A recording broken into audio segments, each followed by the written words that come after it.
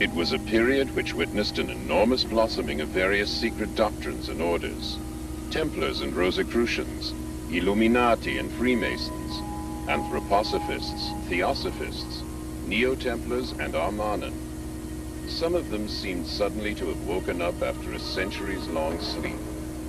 What had disturbed their slumber was this: the impending arrival of the prophesied New Age, the changeover from the age of Pisces to the Aquarian Age. Every one of these groups felt themselves called upon to make their mark on the approaching era, the year 1917. 4 men and a woman met here in the Viennese cafe Schopenhauer. The young Maria Ortiz, a spiritualistic medium from Zagreb, the student and fighter pilot Lothar Weitz, the occultist, orientalist, and officer Karl Haushofer, Rudolf von Sebottendorf, an occultist who had recently returned from the Orient, as well as Prelate Gernot from the Order of Knights Templar. Their subject was the coming of the New Age. They spoke of secret revelations, the Spear of Destiny, the magical violet black stone. They discussed the possibility of making transmedial contact with the ancient Germanic and Babylonian deities, Ishtar, Ostara, and Isais, and of communicating with distant worlds, not only on this side, but also on the other.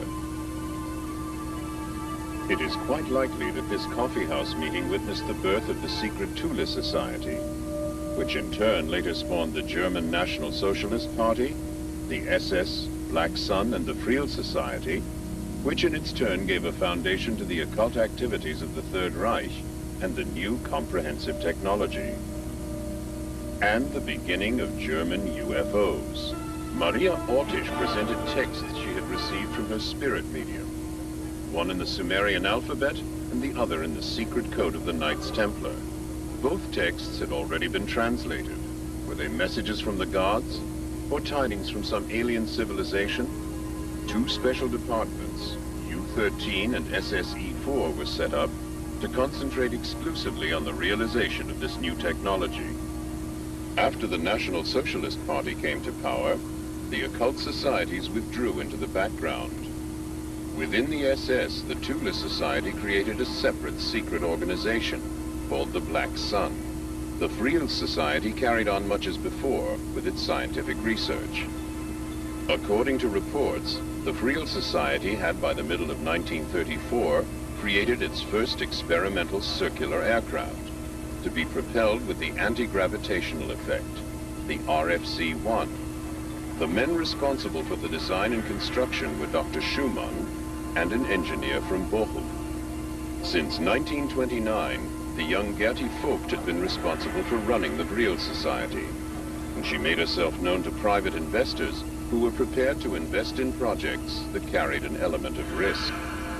In the meantime, the members had become convinced that the mediumistic messages originated not from gods, but in fact from a highly developed alien civilization within the Aldebaran solar system.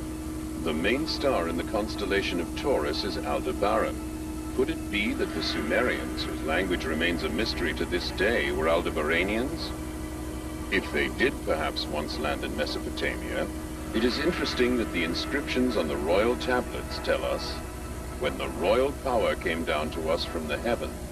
Before the end of 1934, the Friel Society had built its first light aircraft, the RFC-2 round aircraft.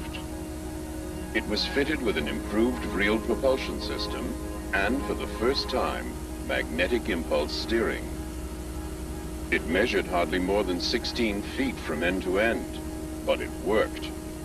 It already possessed 2 typical characteristics of UFOs: the optical blurring of the contours when accelerating, and the colored lights depending on the level of power applied: red, orange, yellow, green, white, blue, or violet. Despite its advanced flying capabilities, the RFC-2 remained virtually unnoticed by the political leadership of the time. By 1939, the SS had already built its RFC-5, the first long-distance aircraft measuring more than 65 feet, and with the mysterious name Haunebu-1. Under tight security, the Haunebu-1 made its maiden flight, in all probability, in August of 1939. Documents show that by 1941, the British had already found out about these top-secret SS experiments. My background includes remote sensing technology and the exploration of the UFO phenomena. Over the years, I've had the privilege of being a friend and colleague of the late American Naval Admiral Farney, who was instrumental in bringing many of the German scientists to the United States at the end of World War II. As many of you know, there was an executive order given by President Truman in August of 1945, August 15th, 45. And in March of 1946, the States Naval War Committee authorized the collection of German materials relating to experiments of high technology. The first, the second, and the third prototypes of which we see here represent the most commonly seen and observed spacecraft worldwide since 1947. The documentation and personal experiences with many of the German fuel experts, however, suggest that as early as 1935, the Germans were aware that there was life and technology in the universe, and were at least indirectly aware of the possibilities of building their own saucer craft, which would make them basically the first to have opened the window to contact with other areas of higher evolutionary intelligence. Towards the end of 1942, the Department SSE-4 allegedly began work on a new improved version of the Haunebu UFO, the Haunebu-2. This drawing shows the basic layout, including the power plant and fuselage. The exterior shape could vary. The dimensions of the Haunebu-2 varied from craft to craft, from an overall length of between 85 and 100 feet, and a height of between 30 and 36 feet at the center. It was said to be capable of a top speed within the Earth's atmosphere of 3,200 knots. The Haunebu-2 was also, in all probability, capable of space travel.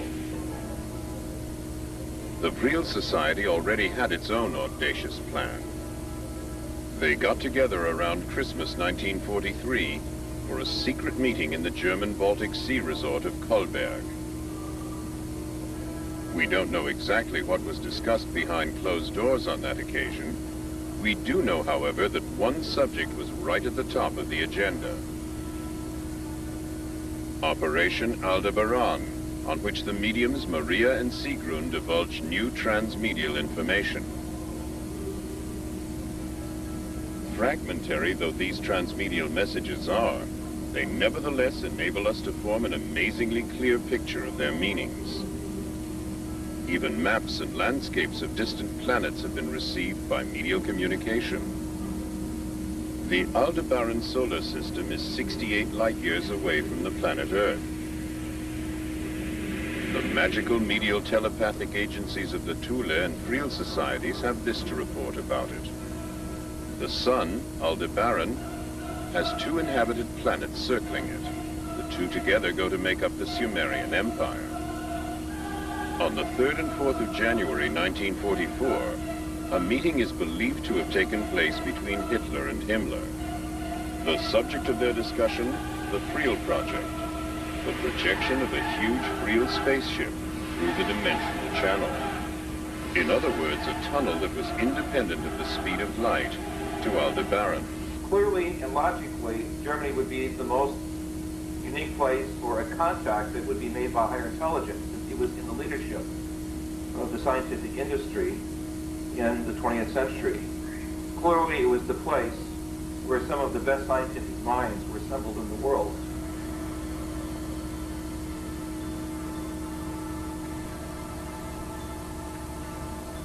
Can we really disregard the possibility that there was an alien influence or contact at work at that time? What could this structure, photographed on the Friel testing ground in the autumn of 1943, possibly be? A Friel 7 engine being tested? Possibly. But mightn't it also be a spaceship from Aldebaran?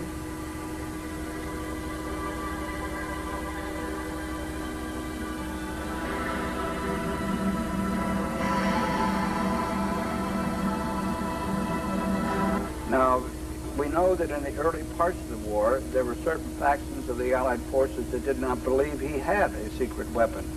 And it wasn't until the Americans made much emphasis of this that they began to look at it seriously, and indeed did discover that Hitler not only had a secret weapon, he had what we would call today a UFO or spacecraft.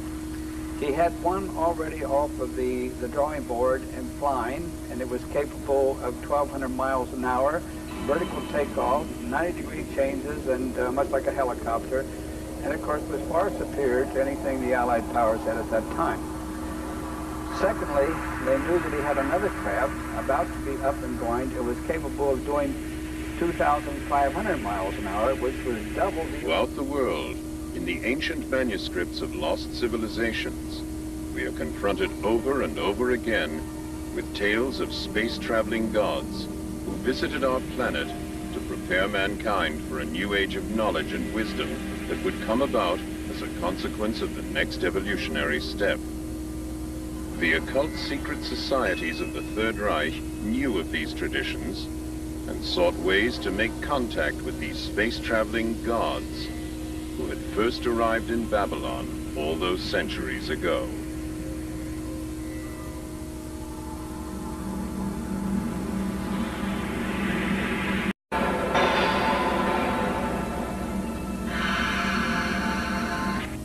It was a period which witnessed an enormous blossoming of various secret doctrines and orders.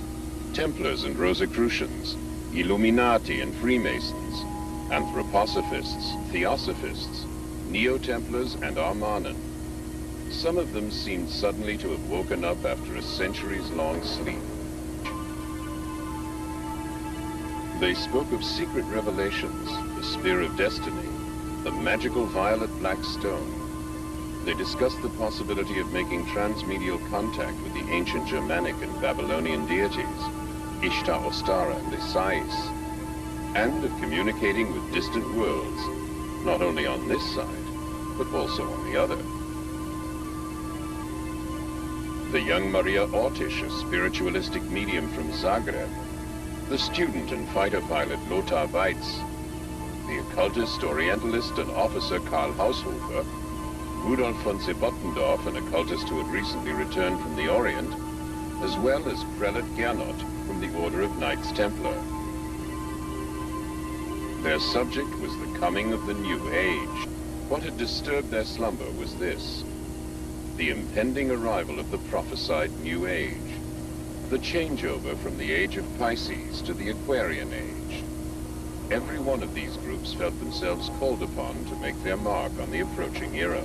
The year 1917. 4 men and a woman met here in the Viennese cafe Schopenhauer. It is quite likely that this coffeehouse meeting witnessed the birth of the secret Thule Society, which in turn later spawned the German National Socialist Party, the SS, Black Sun, and the Friel Society, which in its turn gave a foundation to the occult activities of the Third Reich and the new comprehensive technology. And the beginning of German UFOs. Maria Ortiz